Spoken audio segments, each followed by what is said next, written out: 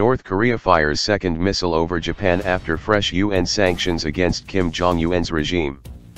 Seoul, North Korea fired its second missile over Japan in as many months, a fresh provocation that comes shortly after the United Nations approved harsher sanctions against Kim Jong Un's regime. Japan didn't attempt to shoot down the missile, which was launched at 6:57 a.m. on Friday and flew over the northern island of Hokkaido before landing 2,200 kilometers away in the Pacific Ocean, according to Japan's top government spokesman. An initial assessment indicated that it was an intermediate-range ballistic missile, ICBM, U.S. Pacific Command said in a statement. The missile fired from Pyongyang flew 3,700 kilometers and reached an altitude of 770 kilometers, South Korea's Joint Chiefs of Staff said. That distance is further than the 3,400 kilometers to Guam, the American territory that North Korea had threatened to fire missiles close to. The missile fired on August 29 over Japan traveled 2,700 kilometers and reached an altitude of 550 kilometers. Japanese Prime Minister Shinzo Abe condemned the test, saying a unified international response against North Korea was needed now more than ever. He reiterated that the isolated nation had no bright future if it continues on its current path. South Korea's foreign ministry condemned the launch in a statement, and urged its northern neighbor to stop its reckless provocation. Japan's benchmark Topix index was little changed in early Tokyo trading, while the yen paired gains spurred by news of the launch. The cost of insuring 5-year South Korean sovereign bonds rose the most in a week. I wouldn't necessarily say this is an escalation, James Suter, portfolio manager at K2 Asset Management in Melbourne. This is more of a continuance of provocation. Hence markets won't like it, but I don't think it's necessarily the precursor to a sustained market pullback. Security Council. North Korea conducted its sixth and most powerful nuclear test on September 3, and has launched more than a dozen missiles this year as Kim seeks the capability to hit the continental US with an atomic weapon. President Donald Trump has said all options including military are on the table to stop North Korea from threatening the US.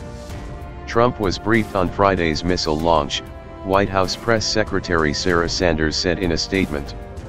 In remarks at a White House dinner on Thursday night, he didn't mention North Korea. The UN Security Council plans to convene on Friday in New York at 3 p.m. local time. Suga told reporters that the situation was similar to that when a missile was fired over Japan on August 29, NHK reported. North Korea had called that test a meaningful prelude to containing the American territory of Guam, and threatened to launch more missiles over Japan into the ocean. In July, North Korea fired 2 intercontinental ballistic missiles on steep trajectories into the sea between the Korean peninsula and Japan. The regime said those launches put the entire US in its range. South Korea's military said it simultaneously conducted a drill in which it fired a ballistic missile into the East Sea, also known as the Sea of Japan. Sink Japan. On Thursday, North Korea had threatened to sink Japan into the sea with a nuclear strike and turn the US into ashes and darkness for agreeing to the latest UN sanctions. These continued provocations only deepen North Korea's diplomatic and economic isolation, US Secretary Rex Tillerson said in a statement. Tillerson also reiterated a call for China and Russia to take action against the rogue state, saying, China supplies North Korea with most of its oil. Russia is the largest employer of North Korean forced labor. China's foreign ministry didn't respond to faxed questions about the latest North Korea missile launch.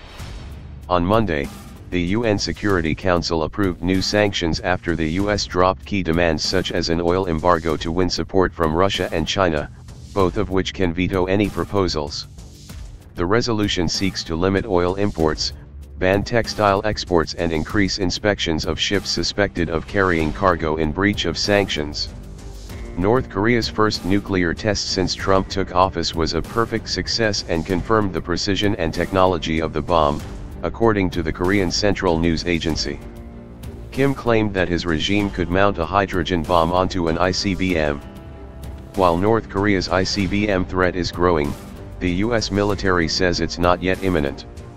Kim's regime has yet to demonstrate that it can accurately guide a long-range missile to a target with a nuclear warhead that survives the trip, General Paul Selva, the #2 U.S. military official said in a statement to Bloomberg last month. A full-out ICBM test could have really rattled the international community as a whole, so they decided to respond to the recent UN sanctions this way, said Harry J. Kazianis, Director of Defense Studies at the Center for the National Interest in Washington. They could have been testing improvements in engine design or the re-entry vehicle.